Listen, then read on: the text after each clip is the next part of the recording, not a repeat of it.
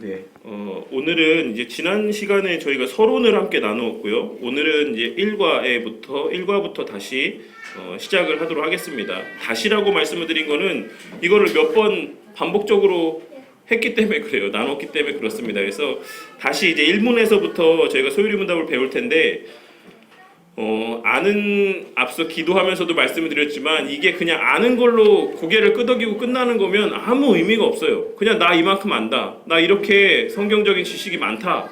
라고 해서 그냥 끝날 것이라고 하면 사실 안 배우는 게 낫습니다. 그런 식으로 해서 그런 교만함 가운데 남들 위해 내가 더 뛰어난 신앙의 인물이다라고 하는 것들을 자랑하기 위해 그런 의도로 우리가 배우는 것이면 아무 의미가 없어요. 정말로 솔직한 마음으로 안 배우시는 게 더 그분들에게는 유익입니다. 우리가 배우는 거는 배우는 만큼 하나님을 바르게 알고 하나님을 바르게 알음을 통해서 우리 자신을 바르게 알고 우리를 자신을 바르게 알므로써 더 겸손해지고 온전한 신앙인으로 세워져 가기 위한 목적에서 우리가 이것을 배우는 거지, 어떤 남보다 나는 더 많은 걸 배웠다. 난 소요리 문답도 알고 웨스트민스터 신앙 고백도 알고 난 도르트 신조도 알고 벨직 신앙 고백서도 알고 나는 교리적으로 많은 걸 안다. 이런 거 자랑하기 위해서 공부하는 거 아니다라는 것을 꼭 명심하시기를 바라겠습니다.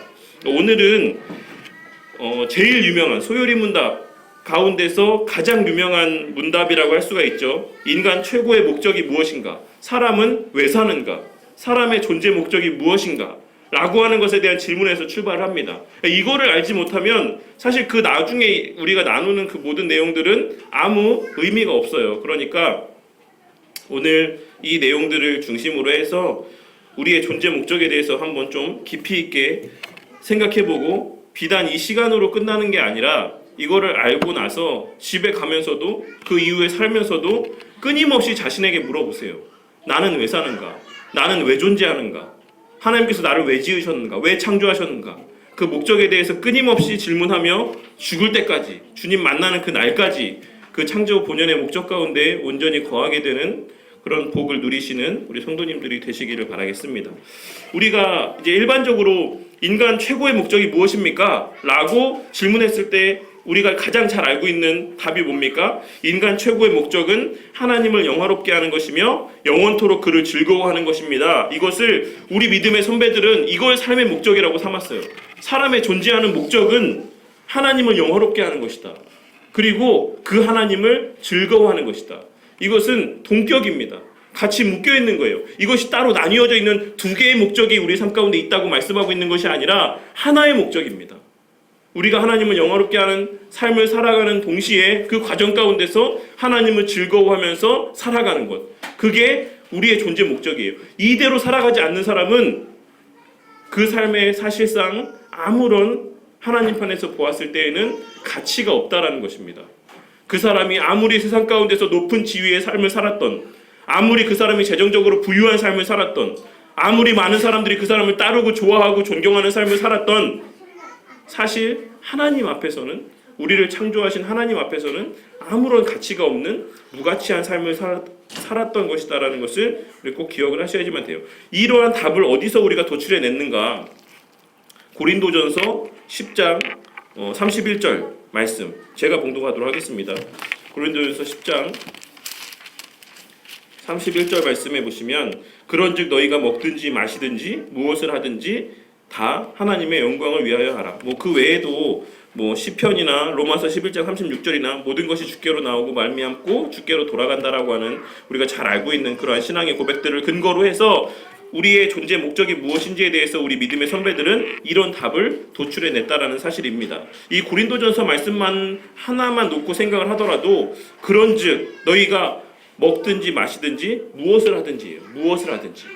그러니까 어떤 특정한 행위를 할 때 너희들이 하나님의 영광을 위해서 해라. 특정한 어떤 제한된 어떤 일들만이 하나님께 영광이 되는 일이다 라고 하는 것을 말씀하고 있는 것이 아니라, 먹든지 마시든지 우리가 행하는 모든 일들, 앞서 가이오의 삶에 대해서 우리가 예배 때 말씀 가운데 말씀을 드렸던 것처럼 그의 범사의 삶, 그냥 그가 생각하고 행동하고 모든 것들이 전부 다 하나님의 영광이 되는 삶을 살게 하시기 위한 것이 하나님의 우리를 향한 목적이다라는 것을 꼭 기억을 하셔야지만 되겠습니다. 그래서 많은 사람들이 우리 성도님들은 아니라고 생각하지만 혹여라도 제가 뭐 사람 속마음 모르는 거니까 앞서 설교 때도 그런 말씀을 드렸지만 왜 열심히 사십니까? 무엇 때문에 열심을 다해서 사십니까? 세상의 사람들은 그럼 왜 열심히 살죠? 물론 뭐 열심히 살지 않는 사람들도 있는 것은 사실이지만 여러분들이 세상에서 삶을 사시다 마주치는 사람들, 대하게 되는 사람들은 대부분은 열심히 사는 사람들이 많아요. 좀 다른 말이긴 하지만 제가 이제 예전에 교회도 안 다닐 때 청년 시절에 저도 정말 많은 일들을 했거든요. 그러니까 정말 안 해본 일들이 별로 없을 만큼 많은 일들을 했는데 그 가운데 호텔에서도 한번 일을 한 적이 있었어요. 근데 호텔에 이제 스포츠 센터하고 이제 그 관련된 그쪽에서 일을 했는데 그쪽이 제일 먼저 호텔에서 문을 엽니다. 왜냐면 제가 지금은 또 오래돼서 기억이 안 나. 한 5시인가에 문을 여는 것 같아요. 5시에 이제 회원들이 운동을 하러 오니까. 그래서 5시인지 5시 반인지 어쨌든 그 출근 시간을 맞추기 위해서 첫 차를 탄 적이 있었어요. 첫 차를 안 타면 출근을 해서 그 일을 못 하는 거예요. 그래서 첫 차를 타려고 딱 서 있었는데 제가 그동안은 첫 차를 탄 일이 별로 없었거든요. 근데 성도님들 가운데 첫 차 타보신 분 계십니까? 첫 차? 정말 처음 다니는 차? 네, 좋은 의미로 첫 차를 타시는 분은 별로 없을 것 같지만, 네, 어쨌든 우리 상황에서는. 근데 첫 차에 사람이 정말 많아요. 정말 이렇게 왜 일반적으로 8시, 9시 요 정도 출퇴근 시간에 차를 타보시면 아시겠지만 막 정말 요즘에도 있나요? 뭐 푸시맨 이렇게라고 막 지하철에서 막 밀어 넣어주고 그럴 만큼 첫 차에 사람이 많습니다. 제가 그걸 경험하고 정말 많이 느꼈어요. 야, 정말 나는 여태까지는 정말 첫 차를 타본 적도 없고 그 시간에 늘 자고 있고 일어나 본 적도 없고 그랬는데 정말 이렇게 첫 차를 타고서 출근을 하고 일하러 다니는 사람들, 부지런한 사람들이 이렇게 많구나 라는 것을 그때 깨달았습니다. 그러니까는 사실 근데 대부분 어르신들이 많아요. 되게 어르신들, 아주 어르신들. 그러니까 그런 것들을 보면서 정말 이 세상에는 열심히 사는 사람들이 많다. 정말 부지런한 사람들이 많다라는 것들을 많이 느꼈습니다. 그런데 왜 그렇게 사람들이 새벽부터 밤 늦게까지 뭐 자영업 하시는 분들은 진짜 아침부터 밤까지 하죠. 그렇게 왜 일을 하십니까? 대부분의 경우는 자기 한 몸 잘 어떻게 살기 위해서 좀 더 고상한 이유라고 한다면 자식들을 위해서 뭐 어쨌든 그냥 먹고 사는 문제들을 위해서 그렇게 일을 해요. 먹고 사는 문제들. 아주 소비적인 일들. 근데 좀 더 뭐 고상하다라고 하는 사람들 가운데서는 뭐 남들에게 어떤 인정받기 위해서 어떤 자기의 어떤 가치를 추구하기 위해서 내가 추구하고 있는 어떤 이념을 달성하기 위해서 좀 더 고상하다라고 하면 그 정도? 뭐 예를 들어서 뭐 사회주의 정말 공평한 사회, 공정한 사회, 이러한 사회를 추구한다라고 하는 사회 정의를 추구한다라고 하는 뭐 이 정도 자기 이념을 위해서 열심히 사는 사람, 이 정도까지가 그나마 우리가 살 수 있는 가장 고상한 지경의 어떤 삶이라고 할 수가 있을 거라고 생각합니다. 그런데 동서고금을 막론하고 그러한 어떤 고상하다고 하는 정말 고차원적이라고 하는 그런 가치를 두고 살아온 사람들이 역사 가운데 얼마나 많이 있었겠습니까?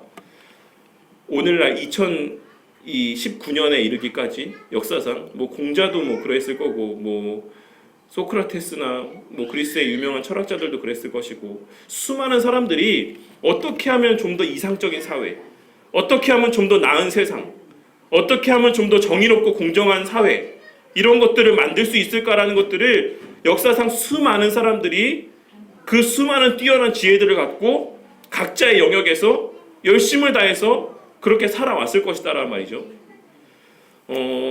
그렇게 수천 년의 삶을 이 인간이 살아온 결과로 지금의 삶의 모습은 어떻습니까? 여러분들이 봤을 때 정말로 그렇게 고상한 사회적 가치들이 다 실현이 되고 그들의 수고만큼 정의로워지고 공정해지고 살기 좋아지고 그런 사회가 됐어요? 그렇게 생각하십니까? 아니다라고 생각을 하는 게 정상이라고 생각해요. 그러면 그 수천 년간의 그들의 정말 우리가 역사상으로 다시 날 것만 같지 않을 그런 뛰어난 사람들을 통해서도 오랜 시간 계속해서 논의되어져 왔던, 추구되어져 왔던 그런 가치가 또 수천 년이 지난 다음에는 달성이 될 거라고 생각하십니까? 몇천 년이 지난 다음에는 정말로 우리 자녀의 자녀의 자녀 때가 되면 정말로 사회가 정의로워지고 정말로 공정해지고 살기 좋아지는 그런 시대가 될 거라고 생각하세요?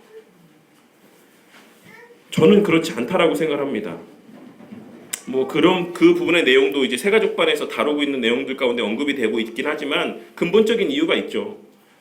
인간이 악하고 인간이 연약하고 인간이 부족하기 때문에 그렇습니다.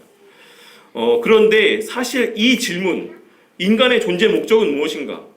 사람은 왜 태어나고 왜 살아가고 그렇게 왜 이 땅에 존재하는가? 이 질문에 대한 것은 우리만 하는 질문이 아니에요. 역사상 수많은 사람들이 이 질문을 했습니다.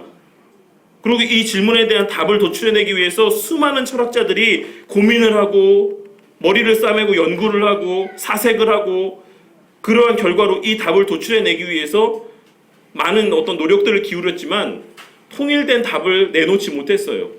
각자가 저마다 인간은 이런 목적 때문에 사는 거야, 저런 목적 때문에 사는 거야 라고 이야기를 했지만 결국에 그것은 그냥 그러한 것에 동조하는 사람들에게만 공유되어지는 하나의 목적일 뿐인 것이지 그것이 모든 사람들에게 동의를 얻을 수 있는 그러한 어떤 결론에 도달하지 못했다라는 것입니다. 왜 그렇습니까?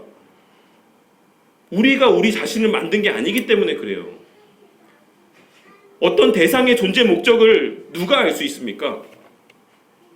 우리가 이 땅에 존재하는, 이 세상에 존재하는 만물들의 어떤 목적들, 예를 들어서 이 종의 존재 목적은 뭐죠?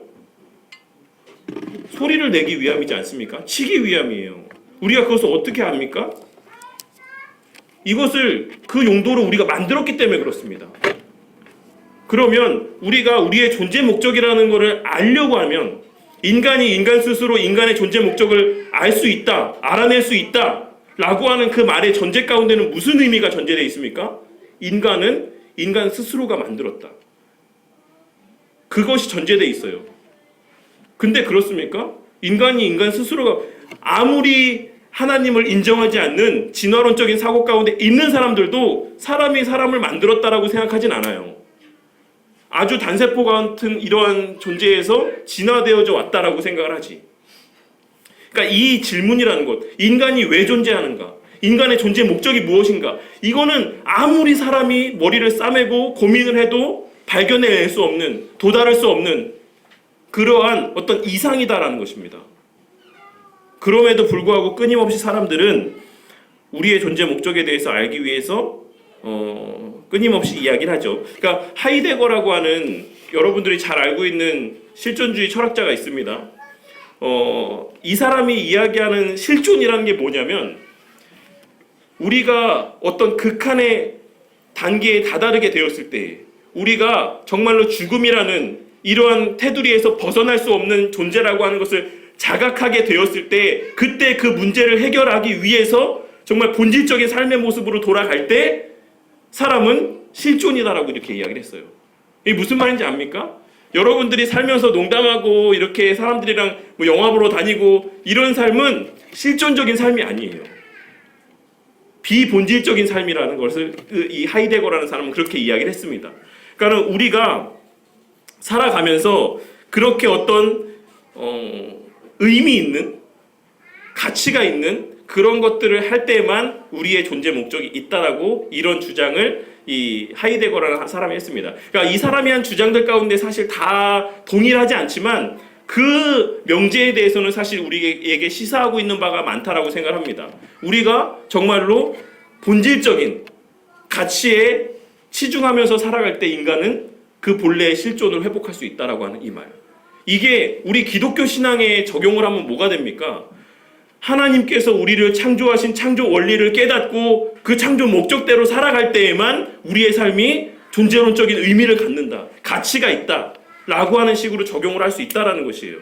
그러니까는 뭐 어쨌든 이 하이데거의 영향으로 뭐 샤르트르라는 사람도 나오고 그 샤르트르라는 사람은 뭐 목적이 실존보다 뭐 우선한다라고 하는 이 명제를 바꿔서 실존이 목적보다 우선한다라는 말을 했어요. 사실 철학은 되게 말장난 같지만 깊이 있게 우리가 사고를 해보면 되게 많은 것들을 생각하게 합니다. 이게 무슨 말이냐면 우리가 뭐 그 사람 샤르트르는 가위를 대상으로 해서 그의 일을 설명을 했습니다.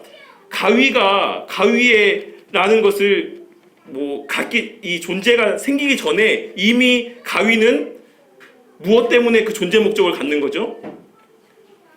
자르기 위한 용도로서 만들어지는 그 존재 목적이 이 나타나는 것보다 우선한다라는 것이에요. 그것이 우리가 일반적으로 알고 있었던 그동안의 철학적인 개념들 가운데 갖고 있었던 실존에 대한 정의인데 샤르트르는 뭐라 했냐면 아니다. 목적보다 실존이 우선한다라고 이야기하면서 그 본래의 존재 가치를 부정했습니다. 그래서 인간은 존재 가치가 원래부터 정해져 있는 게 아니다 라고 이렇게 얘기를 했어요. 그동안의 기독교적 세계관 가운데서 계속해서 이어져 내려왔던 인간은 분명히 목적을 갖고 태어났다. 그렇기 때문에 존재하기 이전부터 인간에게는 고유의 목적이 있다라고 하는 그 명제를 샤르트르는 깼다라는 것이죠. 아니야. 인간은 나서 무엇을 하느냐에 따라 그 목적이, 그 존재 목적이라는 것이, 그 존재 가치라는 것이 생성되는 거야 라는 주장을 하게 되며, 이제 그 이후에 그 샤르트르의 영향을 받은 많은 뭐 까뮤라든지 그 이후의 철학자들이 이제 그러한 영향을 받아서 무신론적인 사고, 인간 중심적인 사고, 이러한 것들을 계속해서 펼쳐가게 되는 것이죠. 그러니까 어쨌든 간에 기본적으로 인간에게 있어서 인간의 존재 목적이라는 것은 그와 같은 어떤 사변적인 철학자들의 논리를 따라서 발견되어질 수 있는 것이 아니다라는 것을 우리가 분명히 깨달아야지만 돼요. 그렇지 않으면 또 수천 년간 많은 사람들은 인간의 존재 목적에 대해서 서로 고민하고 나누고 그렇게 하는 가운데에 또 각자의 주장에 맞는 것들을 주장하며 그렇게 살아가는 삶을 영위하게 될 것이다라고 생각이 됩니다. 뭐 어쨌든 우리는 이 목적이라는 것을 알고 있으니까, 우리가 하나님께서 우리를 창조하셨고 하나님께서 인간에게 부여하신 고유의 목적이 있는데 그 목적이라는 것은 하나님께 영광을 돌리기 위함이다라는 것을 우리는 기록된 말씀을 통해서 알고 있기 때문에 우리가 이것을 우리의 최고의 목적이다라고 이야기를 하는 것입니다. 그래서 이제 그러한 것을 근간으로 해서 일문에 관련된 내용들을 살펴보자면 1번에 인간은 하나님의 형상으로 지음을 받았다라는 것이에요. 그래서 이것은 외적인 의미에서의 인간의 형상을 하나님의 형상을 이야기하고 있는 것이 아닌 본질적인 의미에서의 인간의 형상, 하나님의 형상을 의미하는 것이다라고 말씀을 드렸었습니다. 수차례 여러 번. 그래서 인간에게는 누구나에게 두 가지의 마음이 있어요. 한 가지는 무엇이냐면 보편적으로 모든 사람이 갖고 있는 마음, 나 중심으로 살아가는 마음. 그리고 또 하나는 하나님 중심으로 살아가는 마음. 이 두 가지의 마음을 갖고 살아가는 사람들밖에 없습니다. 이 존재 안에는, 이 세상 안에는. 여기에서 나 중심이라고 이야기하는 것은 비단 그냥 나 하나의 유익과 만족만을 위해서 살아간다는 것만, 이기적인 삶만을 이야기하는 게 아니고 더 나아가서 내가 추구하는 이념, 내가 추구하는 가치, 이것까지도 아우르는 표현이에요. 그래서 나 중심의 삶을 살아가는 사람들의 마음이 있는 것이고, 하나님이 우리에게 원하시는 가치, 하나님께서 요구하시는 가치를 따라 살아가는 그러한 삶의 부류, 이 두 가지의 부류의 사람이 이 세상에는 존재한다는 것입니다. 이 외에는 없어요. 이 세상에 존재하는 모든 사람은 나 중심 혹은 하나님 중심, 이 둘 중에 하나의 삶을 살아갈 수밖에 없다라는 것을 꼭 일단 어떤 전제로 삼고 나머지의 것들을 우리가 생각을 해봐야지만 됩니다. 그러나 자신의 최고의 목적으로서 자기 자신의 선과 공공의 선을 추구하는 사람도, 예를 들어서 뭐 죽을 때까지 남을 위해 봉사하며 헌신하며 그렇게 살아가는 사람도 그 역시 사람이라는 단순한 이유 때문에 자기 자신의 선을 추구하고 있는 것이다 라고 할 수가 있는 것입니다. 여기에 대해서는 사실 일반적으로 언뜻 생각했을 때는 동의하지 못할 수도 있어요. 야, 그 사람이 무슨 자기를 위해서 살았냐. 뭐 예를 들어서 슈바이처 같은 사람, 평생을 그렇게 사람들을 치료해주기 위해서 헌신적인 삶을 살았던 사람들, 이러한 사람이 무슨 나 중심의 삶을 산 사람이냐, 그 사람만큼 이타주의적인 삶을 살아간 사람이 어딨냐 라고 이야기할 수 있겠지만, 윤리라는 것은 제가 늘 말씀드리지만 윤리의 상대성이라는 게 있습니다. 그러니까 윤리는 절대적이지 않아요. 어떤 사람에게는 되게 도덕적이라고 여겨지는 가치와 관념들이 어떤 집단과 어떤 대상과 어떤 문화권에서는 그것이 비윤리적으로 여겨지는 곳이 있다라는 것입니다. 그래서 윤리를 연구하는, 윤리를 공부하고 윤리를 공부하는 사람들 가운데서 부딪히는 가장 큰 딜레마, 수천 년 동안 이어져 온 딜레마가 무엇이냐면 윤리는 상대성을 인정하지 않을 수가 없는데 윤리가 상대성을 인정하게 되면 윤리라는 것이 의미가 없게 됩니다. 이게 무슨 말인지 아시겠어요? 윤리가 상대적이라는 것을 우리가 인정하지 않을 수 없는 실제 삶에서의 여러 가지 부딪히는 그 가치윤리적인 충돌의 문제들을 우리가 수도 없이 많이 만나면서 살아가요. 그러니까 내 딴에는 좋은 의도로 했는데 이것이 어떤 사람에게는 되게 악하고 나쁘고 좋지 않은 일로 여겨지는 일들이 우리의 삶 가운데 수도 없이 충돌하면서 살아간다는 것입니다. 그런데 그 두 사람을 모아놓고 다 얘기 들어보면 이 사람 입장도 이해가 되고 이 사람 입장도 이해가 되는 이런 경우들, 이러한 것을 흔히 우리가 윤리의 상대성이라고 이야기하는 것입니다. 누가 더 잘했다라고 우리가 판별하기 어려운 그런 가치 충돌의 부분의 문제들. 근데 우리가 이걸 인정하면 사실 윤리가 그럼 의미가 있냐?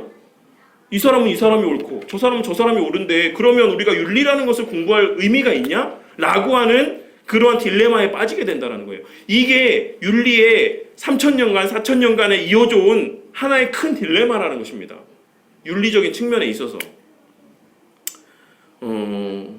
어쨌든 그러한 문제들이 있기 때문에 항상 우리가 추구하는 모든 것들은 결국에는 자기 자신의 가치와 자기 자신의 판단과 자기 자신의 어떤 이념대로 나는 내가 선하다라고 하는 것을 추구하며 살아가는 삶을 살아갈 수밖에 없다라는 것이에요. 사람인지라. 그렇기 때문에 현대의 우리가 사회 가운데에 이 포스트 모더니즘 사회에 대두된 가장 핵심 가치가 뭡니까? 다원주의예요. 다원주의. 너도 옳고 나도 옳고 우리 모두가 각자의 형편에 맞게 그렇게 자신의 가치를 추구하면서 살아가는 삶을 살면 된다 라고 하는 것이 현대 포스트 모더니즘 사회의 가장 이 사회를 꿰뚫는 하나의 중심 가치다라는 것입니다. 그런데 이 포스트 모더니즘 사회의 이 다원주의 가치가 무엇이랑 가장 상충합니까? 기독교랑 상충하는 거예요. 우리 기독교는 그렇습니까? 절대 가치가 있다라고 생각하잖아요. 우리는 하나님이 우리에게 명하시는 절대 가치가 있고 하나님께서 우리에게 원하시는 유일한 목적이 있는 삶이 있다라고 우리는 생각하지 않습니까? 그래서 세상 사람들이 기독교를 공격하는 거예요. 편협하다, 배타적이다, 아주 협소한 생각의 그런 사고 가운데 어떤 우물한 그런 가운데 빠져서 살아간다 라고 하는 공격들을 교회를 다니는 사람들을 향해서 퍼붓는 것입니다. 여기에서 타협한 사람들이 누구예요? 로만 카톨릭이 여기서 타협을 했죠. 그래서 그들은 선교할 때 어떻게 한다 했습니까? 우리만의 것을 주장하지 않는다라고 제가 말씀을 드렸지 않습니까? 너가 믿는 것도 결국에는 하나님이고 너가 믿는 것도 결국에는 하나님이야. 각자의 상황에 따라서 그렇게 신앙생활하면 결국에 참신은 하나님밖에 없으니까 결국에 우리는 산꼭대기에서 다 만나게 돼 있어. 이쪽 길을 올라가던 저쪽 길을 올라가던 이쪽에서 신앙생활하며 올라가던지 간에 결국에 참신은 하나님 한 분뿐이시니까 결국에는 참신이 있는 하나님의 그 자리에서 우리가 다 만날 수 있다.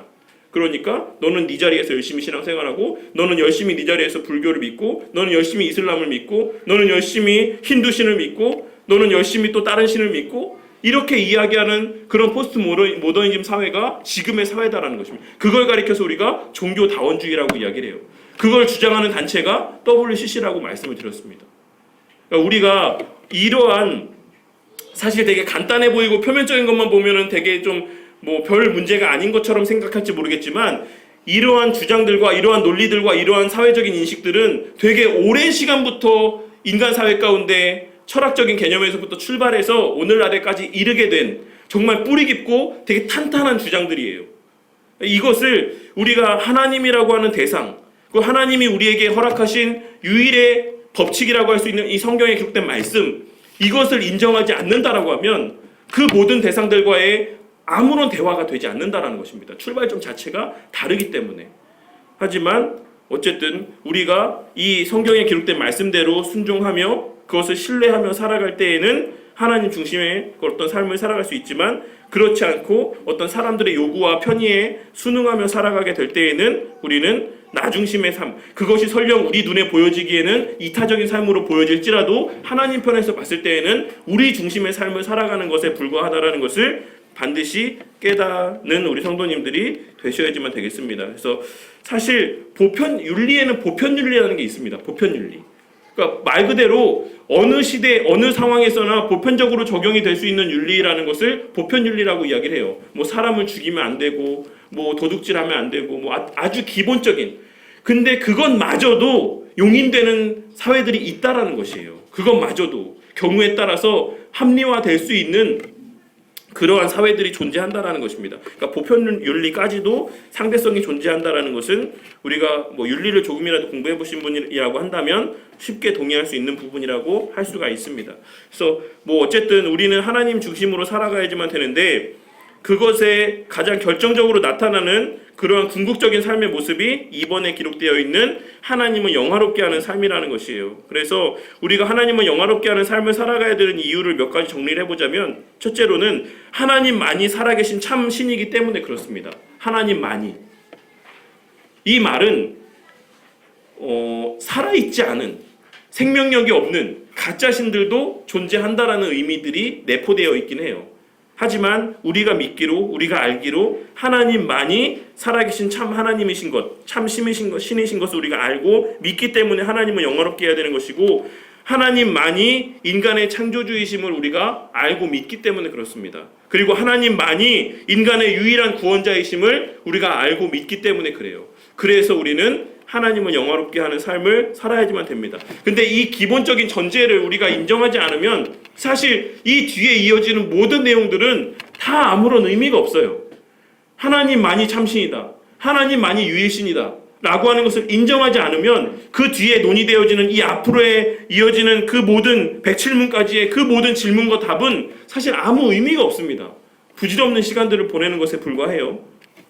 이것이 기본적인 전제가 된 상태에서 우리는 그래서 우리가 하나님을 영화롭게 하는 삶을 살아야지만 된다라는 결론을 도출해낼 수 있는 것입니다. 그래서 하나님을 영화롭게 한다라는 것은 영광이라는 표현이 사실 문자적인 의미는 무겁다라는 것이에요. 무겁다. 이것은 어떤 질량적으로 제가 몸무게가 이렇게 많이 나가서 무겁다, 이런 의미의 무겁다라는 것이 아니라 심적으로 느껴지는 어떤 무게감들, 그러니까 어떤 사람을 대했을 때 느껴지는 어떤 그런 무게감들을 의미하는 표현입니다. 그래서 사실 하나님 앞에 영광을 돌린다라는 것의 엄밀한 표현, 다음 페이지로 넘기시면, 엄밀한 표현은 그 하나님이 갖고 계신 엄위하심, 하나님이 갖고 계신 가치, 그 하나님이 갖고 계신 무게, 이런 것에 합당하게 대접을 하는 것을 우리가 영광을 돌린다라고 이야기를 하는 것이에요. 그러니까 하나님께서 받으셔야 되는 대접을 하나님한테 온전히 돌리는 것을 하나님 앞에 영광 돌린다라고 이야기를 하는 것입니다. 그러니까 우리가 하나님 앞에 더 영광을 돌릴 수가 없어요. 하나님께서 영광이 부족하신 분도 아니고 우리가 하나님 앞에 영광을 돌릴 수 있는 그 영광이 우리에게 있지도 않습니다. 그러니까 우리가 영광 돌리는 삶을 살아간다라고 하는 것은 하나님께서 우리에게 부여하신 그러한 하나님의 영광적인 속성을 있는 그대로 다시 나타냄을 통해서 하나님께서 그 영광을 다시금 보시게끔 하는 것, 그 대접들, 그 어떤 우리 편에서의 반응을 합당하게 대우받으실 수 있게끔 나타내는 삶을 살아가는 것을 우리가 하나님께 영광 돌리는 삶이라고 이야기를 하는 것입니다. 그래서 그것은 비단 하나님을 섬기며 살아가는 삶뿐만 아니라 하나님을 섬기지 않는 사람의 삶을 통해서도 증거되어진다라는 것이 이 중간에 기록되어 있는 말들을 통해서, 실족한 자들에 의해서는 하나님의 진노와 공의, 그러니까 정의라고 기록되어 있지만 공의를 통해서 하나님의 영광이라는 것이 나타날 수 있다라고 할 수가 있는 것입니다. 그럼 어떻게 하나님을 영화롭게 할 것인가? 성경의 가르침에 따르면 우리의 삶의 모든 영역에서 하나님의 절대 주권을 인정한다라는 것. 사실 이게 제일 중요하죠. 근데 성도님들이 이게 사실 일문이에요, 일문. 그러니까 제일 기본적인 출발점이다라는 것입니다. 그런데 이 기본적인 신앙의 삶이 안 돼 있는 경우가 많아요. 그러니까 이것이 안 돼 있는 상황에서 이 뒤에 이어지는 내용들을 아무리 여러분들이 배우고 그런 지식들을 쌓는다라고 해도 삶의 모든 영역에서 절대 주권을 인정을 하지 못한다는 것이 하나의 맹점이고 단점입니다. 그러니까는 많은 사람들이 어떤 보편적인 상당수의 영역에서는 다 그럴듯하게 하나님을 순종하는 삶을 살아가는 것처럼 보일 때가 있어요. 뭐 저 같은 경우는 성도님들이 보시기에 오늘 하루의 어떤 이런 삶의 모습에 있어서는 흠잡을 게 사실 없지 않습니까? 있었습니까? 있었으면 어쩔 수 없지만 어쨌든 이런 요게 지금 표면적으로 보여지는 이러한 상황 가운데서는 딱히 뭐 그렇게 막 목사의 자리에서 끌어내려야 될 만큼 막 그 정도는 아닐지라도 그렇지만 전 영역 가운데에서 어느 한 부분에 유독 각자에게 다 연약한 부분이 있다라는 것이에요. 어떤 사람들에게든지 그것이 어떤 사람에게는 물질적인 부분이 될 수도 있는 것이고 어떤 사람에게는 어떤 명예적인 측면에 있어서 사람들에게 보여지는 것, 사람들이 나를 어떻게 볼 것인가, 사람들이 나를 어떻게 판단할 것인가, 이런 것에 있어서 지나친 약점을 갖고 있는 사람들이 있을 수 있는 것이고 어떤 사람은 애정적인 사랑의 측면에서 그런 약점들을 갖고 있는 사람들이 다 있다라는 것이에요. 그렇지만 우리가 하나님을 영화롭게 한다는 것은 모든 영역에서 우리가 살아가면서 경험하게 되는 모든 영역에서 가정이나 학업이나 직장이나 뭐 명예나 사람들과의 관계나 혹은 혼자 은밀히 있는 관계 안에서나 모든 영역에서 하나님의 절대 주권을 인정하며 살아가는 것, 하나님께서 보고 계신다. 하나님께서 함께 하신다. 하나님께서 간섭하시고 개입하신다. 하나님의 무한하신 지혜 가운데 계획하신 대로 이 세상 만물이 돌아가고 있다라고 하는 것을 인정하는 삶을 살아가는 것이 하나님을 영화롭게 하는 것이에요. 그게 하나님을 인정하는 것입니다. 근데 우리가 그것을 인정하지 못한다는 것은 뭡니까? 하나님의 영광에 흠집을 내는 거예요. 에이, 그래도 이 부분은 아니지. 이 부분까지는 하나님께서 신경 못 쓰셨겠지. 여기까지는 하나님의 능력이 닿지 못하겠지. 이것까지 하나님이 해결하시지 못하겠지.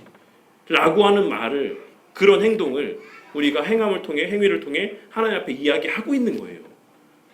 그거는 하나님을 멸시하고 하나님에게 모욕감을 안겨주는 것이죠. 근데 그렇지 않다라는 거예요. 하나님께서 하실 수 없는 일이 없고 하나님의 주권이 닿지 않는 곳이 없고 하나님께서 계획하시지 않은 일이 없어요. 그게 성경이 우리에게 말하고 있는 바입니다. 아무런 출구가 보이지 않는 그런 고난 가운데 있을지라도 그것조차도 하나님의 무한하신 지혜 가운데 계획하신 그 계획과 섭리 가운데 있다라는 것입니다. 그래서 제가 늘 말씀드리는 게 염려하는 거, 그거 절대 하나님께 영광이 되지 않는다라고 말씀을 드리는 거예요.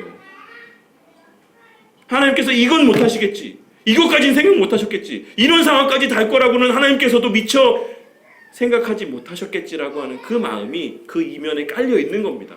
염려를 한다는 거는.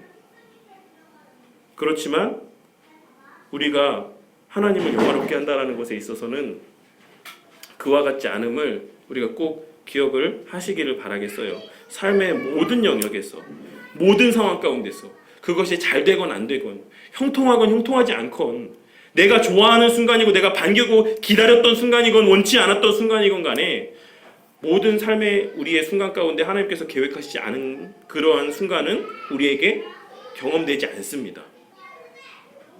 하나님이 계획하심 가운데 있다라는 것을 기억하고 그 순간 가운데 하나님의 뜻이 무엇일지를 우리가 분별하며 판단하고 깨닫기 위해서 하나님께 기도하는 삶이, 그것이 하나님께서 기뻐하시는 삶이고 그것이 하나님께 영광 돌리는 삶이다라는 것을 꼭 기억을 하셔야지만 돼요. 그러한 맥락에서 우리가 하나님을 즐거워하는 삶을 살아야지만 된다라는 것이에요. 그러한 맥락에서. 이거는 따로 뗄 수 있는 부분의 문제가 아니다라는 것이에요. 우리가 그걸 인정할 때, 그래, 하나님께서 지금 이러한 상황까지도 하나님께서 하나님의 계획 가운데 넣어 놓으셨지, 그러니까 나는 정말 이 상황 가운데서도 하나님의 인도하심 가운데 살아갈 수가 있지 라고 하는 것을 믿게 될 때, 그것이 우리에게 즐거움이 된다는 것이에요. 하나님이 살아계심 자체가, 하나님의 존재 자체가, 하나님께서 뭐를 해주셨기 때문이 아니라 그 하나님이 그냥 나와 함께 계시고 나를 주목하고 계시고 나에 대한 계획을 세우신 대로 이 삶의 과정들을 이끌어 가시고 있다는 자체가 나에게 위로가 되고 힘이 되고 그것이 신뢰가 되는 것입니다. 그게 하나님을 즐거워한다는 것이에요.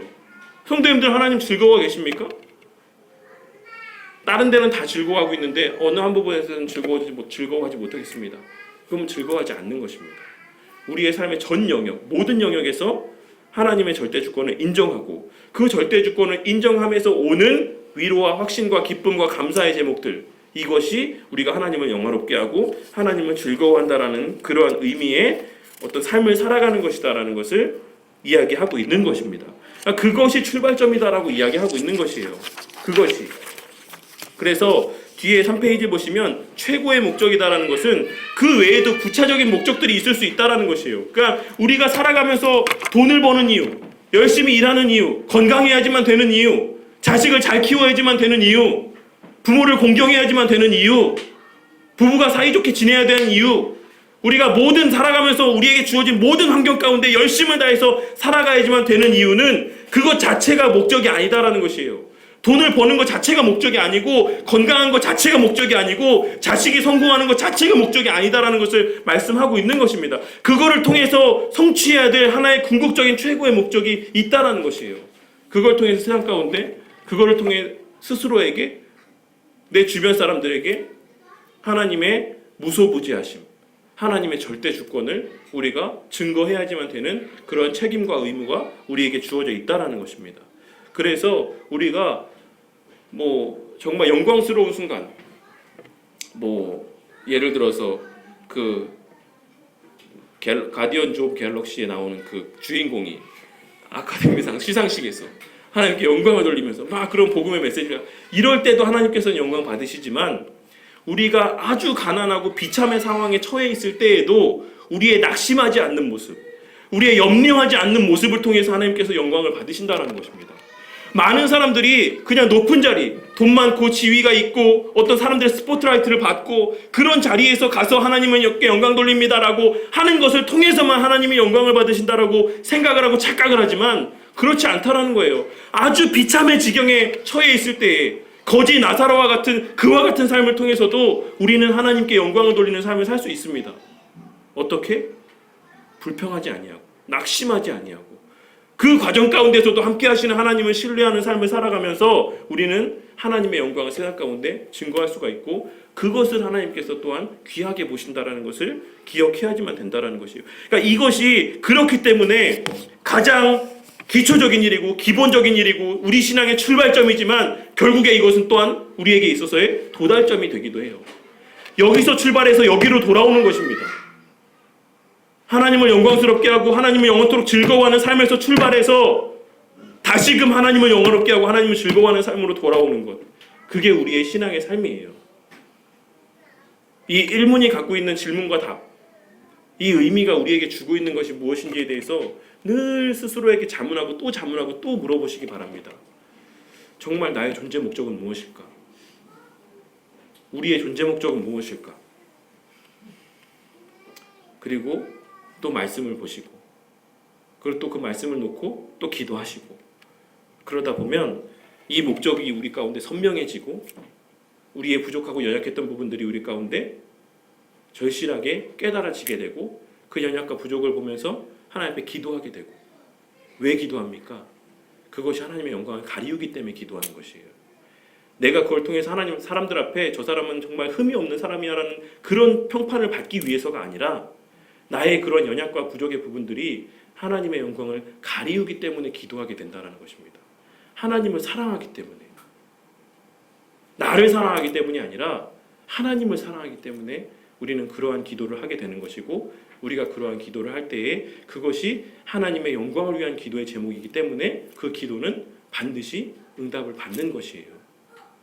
이러한 신앙의 원리와 이러한 신앙의 프로세스를 꼭 기억하시고, 그렇게 신앙의 삶을 살아갈 때에 하나님께서 역사하심을 우리가 바라보고 체험하며, 그렇게 우리는 이 신앙의 궁극적인 지향점을 향해서 나아가게 되고 도달하게 될 것이다 라고 생각이 됩니다. 하나님께서 그렇게 해주신다는 것이죠. 그래서 오늘의 이 일문이 사실 너무나도 우리에게 잘 알려져 있고, 일반적으로 많은 사람들이 딴 건 다 몰라도 일문이 뭡니까? 라고 하면, 이 사람의 제일 가는 목적이 무엇입니까? 라고 하면 이거에 대해서는 대답 못하는 사람이 없을 정도로 우리에게 흔한 그러한 질문과 답이지만, 사실 그것이 아우르고 있는, 그것이 내포하고 있는 그러한 의미는 너무나도 깊고 너무나도 거대하다라는 것을 꼭 기억을 하시고, 이러한 삶을 살기 위해서 하나님 앞에 또 기도하시고 애쓰고 수고하며 우리 모두가 다 평생에 사는 삶 가운데 하나님을 영화롭게 하고 하나님을 즐거워하는 삶의 그러한 은혜들을 충만히 받아 누리게 되시기를 주님의 이름으로 간절히 축원합니다.